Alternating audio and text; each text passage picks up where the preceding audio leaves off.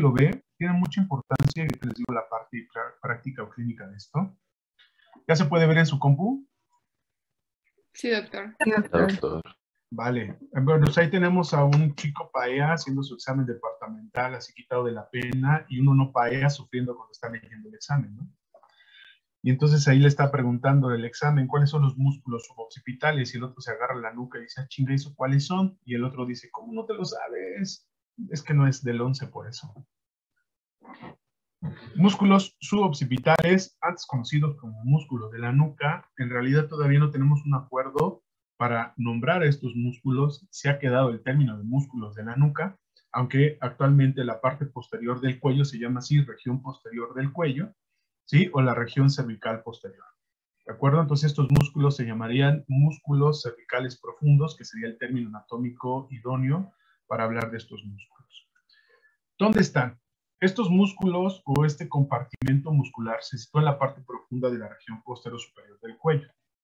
Está inferior a lo que es el hueso occipital. Prácticamente tomamos de referencia la protuberancia occipital externa y las caras posteriores de dos vértebras, el atlas y el axis.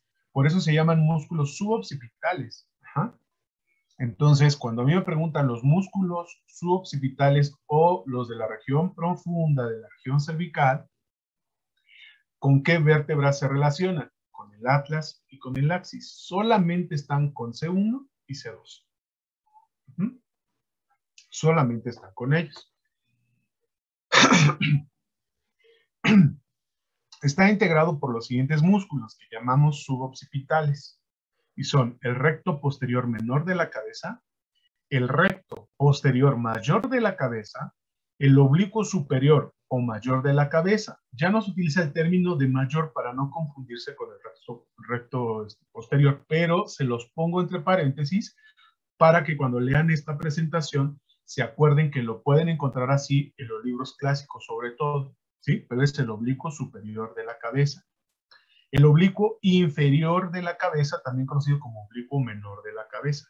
¿De acuerdo? Entonces, el término actual es oblicuo superior y oblicuo inferior. Puede ser que en el MUR encuentren algunas diferencias, porque ese capítulo fue revisado por unos cuates de Monterrey que siguen aferrados y se siguen equivocando mucho. Si encuentran alguna diferencia en el libro, márquenla, díganmela por favor para hacer la corrección de estos términos. ¿De acuerdo? Entonces, recto posterior, ¿sí? Le comentó el doctor Amador, es que Manuel Bolaño se encontró un error. No sé si se lo comentó el doctor Amador. No. ¿Cuál era, Manu? Era cuando estábamos viendo vértebras atípicas de los cervicales, que se hicieron un lío entero con ese capítulo, bueno, con una parte en específico de las atípicas. Primero mencionaban que las atípicas eran de C1 a C3, luego mencionaba... es que tengo la hojita, espérame. Si quieres me lo mandas al WhatsApp o me lo mandas a mi correo, Bolaños, y ya lo platicamos. Ok. ¿Sí? Sin bronca, ¿vale? Eso está bien. Perverso. Y ya cuando lo arreglemos, si quieres, lo presentamos entre los dos a tus compañeros para que quede uniforme esa parte de las atípicas cervicales. Bueno, tú lo presentas porque tú lo identificaste. ¿Va? Muy bien. Entonces, recto posterior menor, recto posterior mayor, oblicuo superior y oblicuo inferior de la cabeza son los músculos que forman este grupo suboccipital. Aquí están. Están muy profundos, que si los vemos en la posición anatómica de anterior a posterior serían los primeros, serían los anteriores, después serían los músculos semiespinosos y después vendrían los esplenios y el más posterior sería el trapecio. Si los identificamos de posterior hacia anterior sería el trapecio, serían los esplenios y quitando los esplenios quitamos a los semiespinosos y al quitar a los semiespinosos encontraríamos este grupo de músculos. ¿De acuerdo? Entonces, en el caso de los músculos, estos son el recto menor, el recto mayor, el oblicuo superior y el oblicuo inferior de la cabeza. Estos son los 4 músculos que llamamos suboccipitales. Se ven preciosos en el cadáver, son hermosos estos músculos, son muy pequeños, son muy fáciles de visualizar. ¿Sí? Entonces, desafortunadamente no los vamos a poder ver en nuestro cadáver, pero Aquí se los presento en este atlas.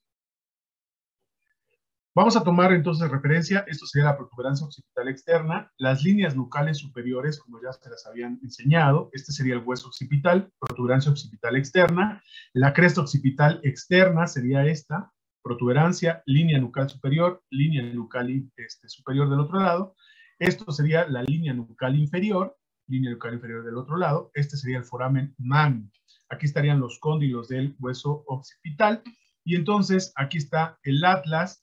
En el arco posterior del atlas, este es el proceso espinoso del axis con las láminas del axis, ¿no? Y aquí vemos la primera característica del proceso espinoso de la región cervical, que es bífido. Y ahí está, protuberancia occipital con las líneas nucales y líneas nucales inferiores. Este sería el atlas y el axis. Son nuestras referencias óseas para identificar a este grupo muscular. Si tomamos de referencia esta parte, entonces vemos aquí líneas nucales superiores, líneas nucales inferiores, y entonces vamos a hablar de los procesos espinosos en el caso del axis y del tubérculo posterior de nuestro músculo, de nuestro arco posterior del atlas.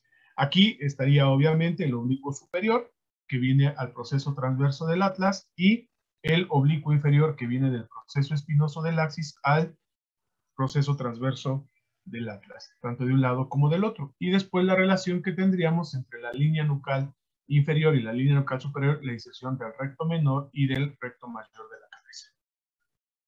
Ahí está. Vean qué hermoso se ve este grupo muscular. ¿Por qué lo digo?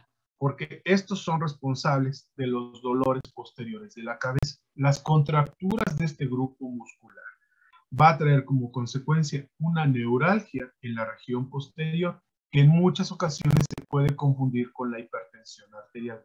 Los dolores de hipertensión arterial son en la región posterior del cuello y de la cabeza, y generalmente van acompañados con una sensación de pesantez de la cabeza, con zumbiditos en los oídos que se llaman acúfenos, y con ver lucecitas que se llaman fosfenos. Ajá. Y cuando se toma la tensión arterial, generalmente la tensión arterial es elevada.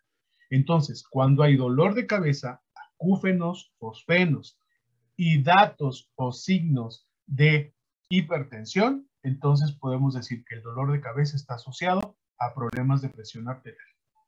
Si la presión arterial está normal, no hay acúfenos ni fosfenos, que son fenómenos agregados, y solamente hay dolor de la cabeza que aumenta con la actividad física y sobre todo con el movimiento de esta cabeza, podemos pensar que se trate de contracturas de la región suboccipital. Y estos musculitos son los responsables de la manifestación de ese dolor de cabeza. ¿En quién se manifiesta esto? Generalmente en la gente joven, en los estudiantes como ustedes que no tienen una buena postura al estudiar. Ajá. Porque generalmente se sientan hasta la orilla de la silla, flexionan todo su tronco y meten la cabeza casi al libro. Y entonces esas posturas hacen que se estiren estos musculitos, que se estén contrayendo constantemente y que por la tarde les dé dolor de cabeza en la región posterior del cuello.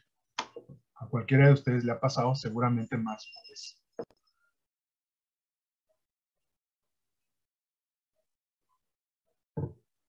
Esos También oídos, perdón, esos, dijo unos, acúfenos. esos son los que luego se conocen como tinnitus, ¿Sí? ¿o es otra cosa? Acúfenos. Oh, ok. Uh-huh.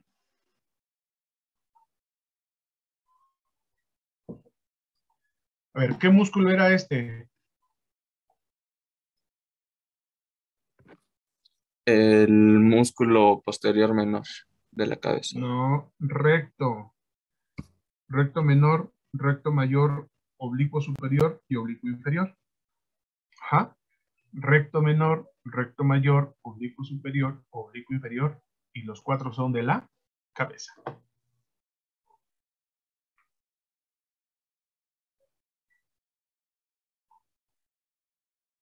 Ahí está. ¿Ya?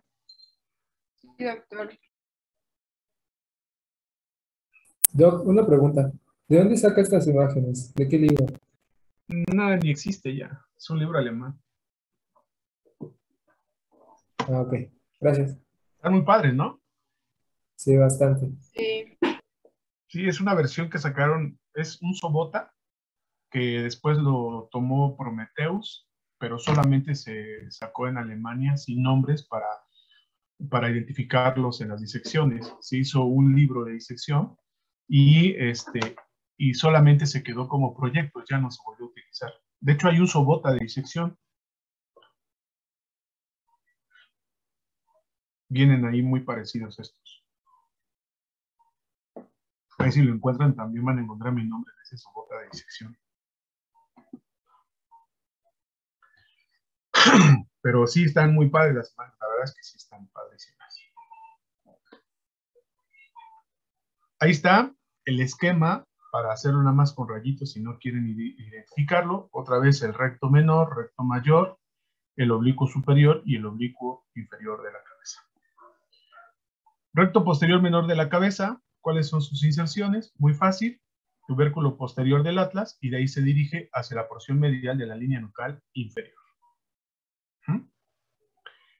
El otro sería el recto posterior mayor de la cabeza, que tiene inserción en el proceso espinoso del axis y se dirige a la porción lateral de la línea nucal inferior. ¿Ya? Este sería el oblicuo superior de la cabeza, que tiene como inserción la porción o el proceso transverso del atlas y de ahí hacia la parte de la línea nucal superior e inferior. Este es un poquito más grueso, ¿vale? Y por eso se llama oblicuo superior. Este sería el oblicuo inferior, que tiene su inserción en el proceso espinoso y en el proceso transverso del atlas. Proceso espinoso del axis al atlas.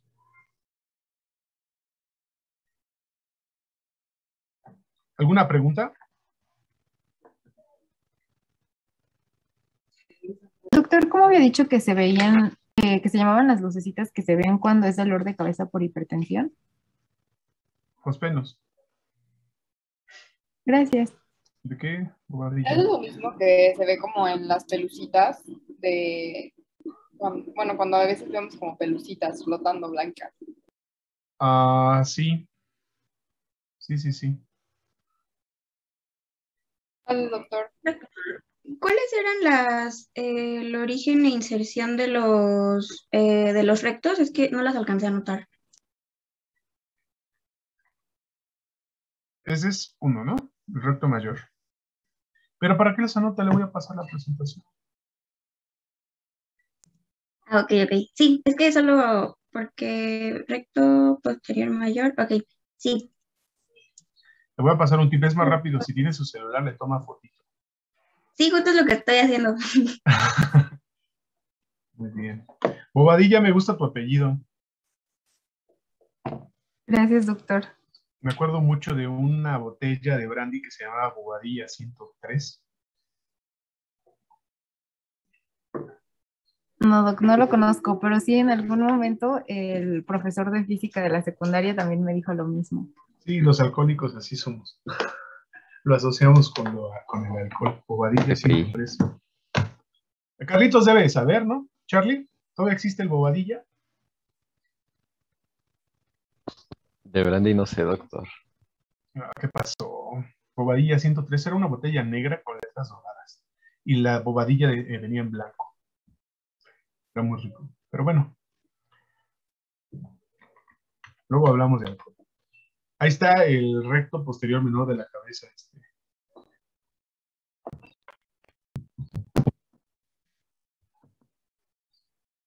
Gracias, Cuando doctor. ¿Ya, Castro? Ya quedó. Perverso. Ok. Pues miren, todo esto es por lo siguiente. Vemos aquí los nombrecitos, pero en realidad lo más importante de estos musculitos es que vean qué se forma aquí entre el recto posterior mayor, el oblicuo superior y el oblicuo inferior. Un triángulo. Un ángulo. Un triángulo, ¿verdad? Por eso la parte del cuello me encanta porque vamos a ver puros triángulos. Todos son triángulos. Por ahí dice la historia que uno de los mejores pintores del Renacimiento, ¿cómo se llamaba? Da Vinci. Exacto. Decía que los seres humanos éramos perfectos porque utilizábamos círculos, cuadrados y sobre todo triángulos. Y los triángulos, pues, eran para él la parte perfecta. Casualmente, Cuello tiene puros triángulos. Entonces, por eso, a mí en particular me encanta hablar de Cuello. Yo por eso, cuando veamos ahora la clase de Cuello, les voy a hacer el dibujo aunque me duele la mano, porque vamos a ver los triángulos del Cuello, padrísimo. Y esta es la entrada. Este triángulo se forma, fíjense bien, se forma entre el recto posterior mayor, el oblicuo superior y el oblicuo inferior de la cabeza. Entonces aquí vamos a tener un triángulo, que es uno de los primeros que empezamos a describir, ¿de acuerdo? Entonces vamos a ver más adelante la imagen donde viene este triángulo suboccipital. Ahí está. Todos los músculos suboccipitales están inervados por el ramo posterior de C1, que es el nervio suboccipital. En lugar de ramo tiene que ser la división posterior. ¿Se acuerdan de qué carecía este C1?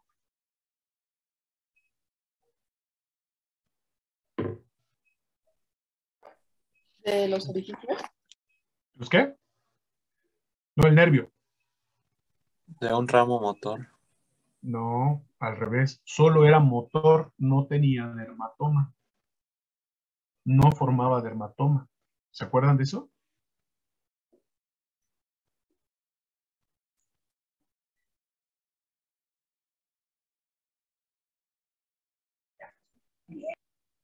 En C1 entonces es donde no hay, No hay nada más es dermatoma, motor, pues. porque no tiene raíz posterior. Solo tiene Ok. raíz anterior y se forma el nervio únicamente motor y da una división anterior y da una división posterior. La división posterior de este C1 es el que forma el nervio suboccipital y el nervio suboccipital solo va a darle inervación a estos músculos suboccipitales, que son estos cuatro, que son el recto posterior menor, el recto posterior mayor, el oblicuo superior y el oblicuo inferior de la cabeza. Estos músculos están irrigados por la arteria vertebral. ¿De quién es rama la arteria vertebral? ¿De C1 a C6?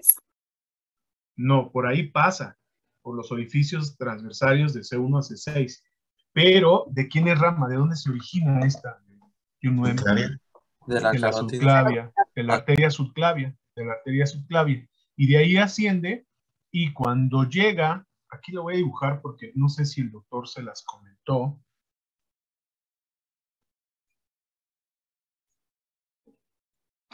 Llega la arteria vertebral, sube por esos orificios. Entonces aquí voy a poner, este sería el orificio de C6. Escribo igual con la izquierda y con la derecha, ¿verdad? Creo. Sí. Ahí está, de C6 a C1, ¿no? Y entonces, cuando llega aquí a C1, lo que hace la arteria es dirigirse hacia atrás, hacia la parte posterior y rodea la masa lateral del atlas. Cuando rodea la masa lateral del atlas, esta descansa sobre el arco posterior. Entonces, el arco posterior del atlas estaría aquí, ¿no? Aquí vendría el arco posterior del atlas. Y aquí estaría el tubérculo posterior. Entonces, la arteria rodea a esta masa lateral, descansa sobre el arco posterior, de hecho le deja el surco, que se llama surco de la arteria vertebral, sobre el arco posterior.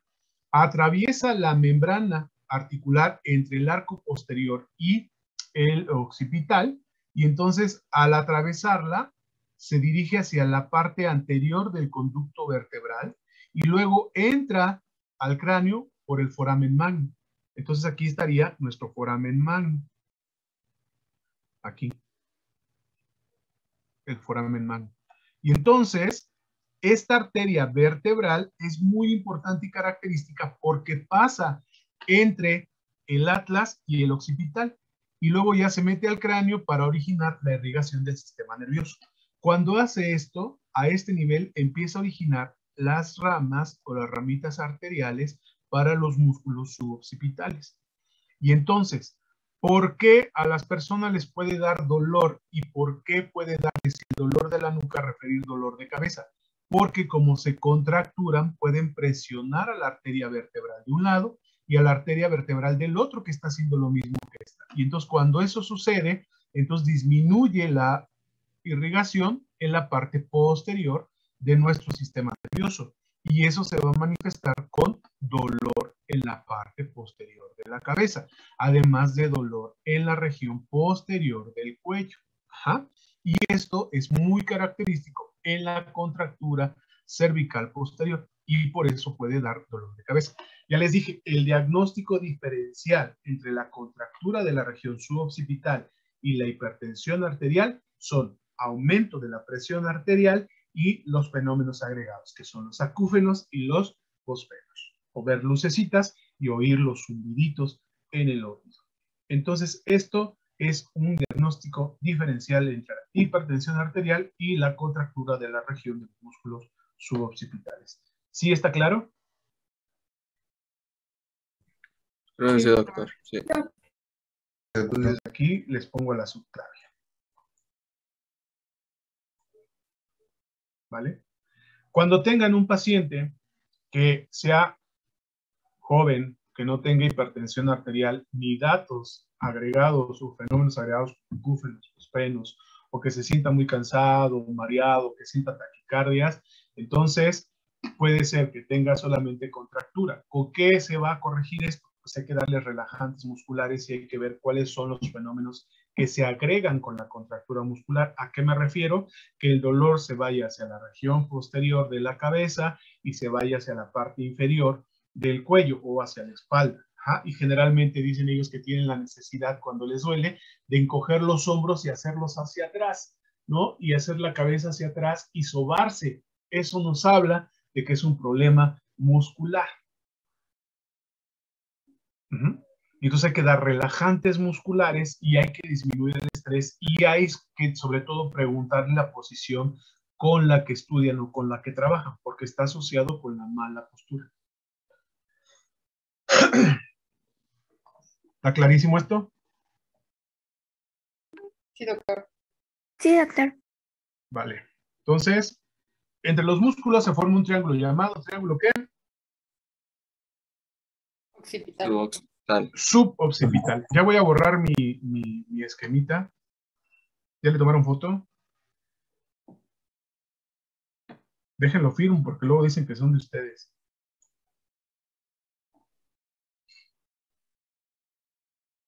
Sotos Anatomy. Eso. Ahí está ya, firmado, porque digan que lo enseñé. Listo. Entonces, vamos a borrarlo para que no se interponga con las letrillas. Listo. Entonces, vamos a ver que este triángulo está limitado por las siguientes partes. Es mucho rollo, pero bueno, ni modo. En la parte superomedial está el músculo recto posterior mayor de la cabeza. En la parte superolateral, el músculo oblicuo superior de la cabeza. Y en la parte inferolateral, el músculo oblicuo inferior de la cabeza. Y el piso o el suelo de este triángulo, lo que está más profundo, viéndolo de posterior hacia anterior, es la membrana atlanto-occipital, la que perfora la arteria. ¿Se acuerdan? La arteria perfora a esta membrana atlanto-occipital para llegar al espacio o al conducto. ¿Cómo se llamaba ese conducto? Vertebral. Conducto vertebral. Ajá. Y va a encontrarse con el arco posterior del atlas. Entonces, esto es lo que vamos a encontrar exactamente en el suelo del triángulo. Pero, ¿cuál es el contenido? ¿No? Cuando hablamos del contenido, ahorita viene más adelante, el techo o lo que lo está cubriendo es el músculo semiespinoso de la cabeza. El contenido, la arteria vertebral y el nervio suboccipital. ¿Qué nervio craneal, qué nervio espinal es este nervio suboccipital? C1. Gracias. C1. C1. La división posterior. Que solamente es motor. C1, división posterior, y solamente es motor. ¿Sí, Robert? Sí, doctor. Perverso. Ahí estamos. Doctor, creo que me confundí un poquito. ¿El triángulo suboccipital es todo o es el que se forma entre Entre el esos tres músculos, hija. El recto ok. posterior mayor, el oblicuo superior y el oblicuo inferior. Mira. Aquí tienes. Déjame pongo el láser. Aquí tienes al recto mayor de la cabeza, el oblicuo superior y el oblicuo inferior. El que no participa es el recto menor. ¿Ya? Sí, Y este ya. pequeño espacio, este pequeño espacito que está aquí, te lo voy a poner con un triangulito. ¡Pum! Ahí está. Es el triángulo suboccipital. Si Ok. quitamos este recto posterior mayor de la cabeza, vemos el arco posterior del atlas, la membrana atlanto-occipital y el orificio por donde entra o es atravesada por la arteria vertebral. Y este es el arco posterior y este es el surco de la arteria vertebral que deja el arco posterior del atlas. ¿Ya? Ya, Doc, clarísimo. Gracias. Perverso. Ahí está, ya lo hice grande. Esta es una vista lateral. Vean qué chulada de triángulo, ¿no? Aquí nada más vemos así en una dimensión, pero aquí está en 3D. Sí. Este músculo, ¿cuál es? El El recto posterior.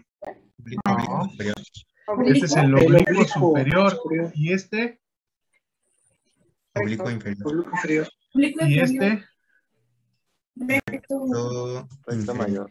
recto posterior mayor de la cabeza. Y todo este es el triángulo, ¿no? Está padrísimo, ¿no? Está padrísimo esto. Ok. Y entonces aquí ya se vería, vean, así se ve en este cadáver. Este cadáver está muy seco, pero bueno, aquí se alcanza a apreciar el triángulo, ¿no? El oblicuo superior, el oblicuo inferior, el recto mayor. ¿Ya? Este es el triángulo. Y aquí se ve en el dibujito. Aquí vemos a la arteria vertebral y aquí vemos las ramas para que estas ramas vayan y irriguen a estos músculos. Y vean, ahí están las ramas del nervio. Están pasando o son el contenido de esta. ¿Sí?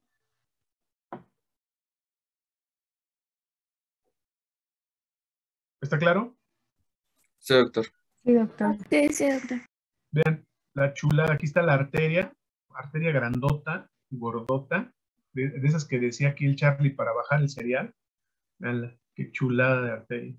Pasando por el arco posterior y penetrando la membrana atlanto-occipital para entrar al conducto vertebral. Y aquí se está asociando con el nervio suboccipital, que es la división posterior de C1. Y aquí están dando la inervación para los músculos. Y como esto sale por el triángulo, al momento de la contracción, pues se comprime. Y entonces, como es motor, pues entonces los está estimulando. Acuérdense de las propiedades musculares, ¿no? Las propiedades musculares son de que son excitables, se contraen, producen movimiento, ¿no? Se vuelven flexibles, pero después realizan el movimiento. Entonces, esto lo que está causando es que constantemente están siendo estimulados, y entonces se contraen, se contraen, se contraen hasta que se contracturan. Y por eso da el dolor. Al contracturarse presionan a la arteria y al presionar a la arteria disminuye el aporte vascular hacia la parte posterior de la cabeza. Una de las teorías que nos habla de la migraña, que ustedes han oído hablar de migraña, es que es de origen vascular por una actividad vasomotora que disminuye el aporte vascular a las membranas del cerebro, que son la dura madre, la subarachnoidea y la pía madre, y entonces principalmente la dura madre. La parte de acá, lo que va a ocasionar es que el dolor de cabeza se manifieste en la región posterior, y la región posterior está inervada, la dura madre, por el nervio vago. Esos dolores van a causar que se estimule al nervio vago, entonces hay sensación así como que, ay, me siento muy cansado, me siento mareado, con ganas de vomitar, ¿no? ¿Por qué? Porque el dolor de cabeza característico de esta zona, pues puede ser confundido también con una migraña de la región posterior de la cabeza. Sí queda claro.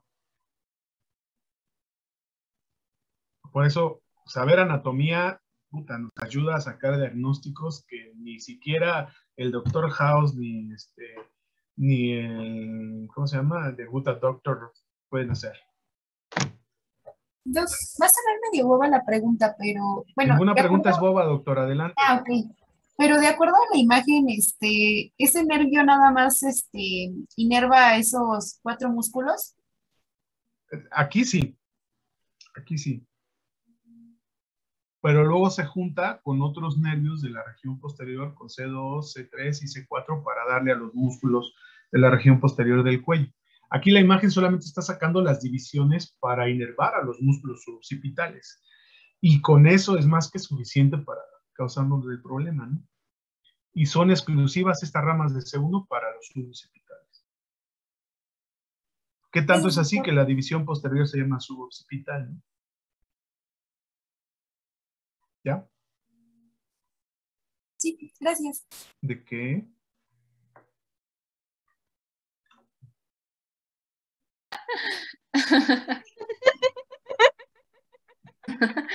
¿Alguna duda? ¿Alguna pregunta? Por eso no se emborrachen. Ay, bien, no. El otro día Isaac y yo hicimos una travesura sin tomar. Nada más fue porque nos quitaron las redes sociales 6 horas.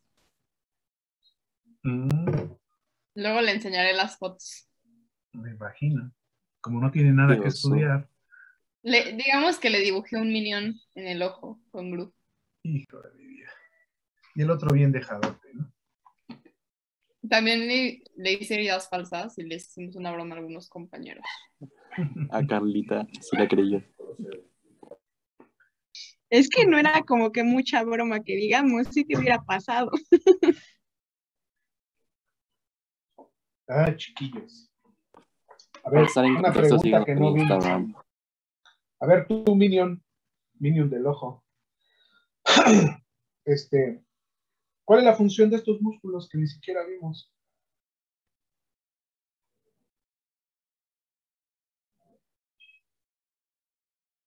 ¿Quién lo asocia? ¿Sostén? ¿Ayudan a sostener la cabeza? ¿Qué otra? A flexionar el cuello. Flexionar el cuello y rotar. ¿Flexiona el cuello? No, extienden. Extienden. O sea, solamente para hacer la cabeza hacia atrás. Exactamente, los rectos ayudan a que tú hagas la cabeza hacia atrás, hacen extensión de la cabeza, inicia la extensión de la cabeza. Así como cuando dicen, a ver, ve tus ojos hacia arriba, y entonces haces tus ojos hacia arriba y no mueves la cabeza, entonces la inmovilices, nada más mueves tus ojos. Pero si haces los ojos hacia arriba y mueves la cabeza, ese primer movimiento que haces, no, tú ya exageraste ahí, Bonilla. Nada más tus ojillos así, ponte derechita. Vean todos a la Bonilla. Ponte derechita, Bonilla, ¿ya? Ahora puedes mover la cabeza, no tanto, nada más no. Haz tus ojos hacia arriba. Más. Ese movimiento que hizo Bonilla, ¿vieron? Sí. Otra vez, Bonilla.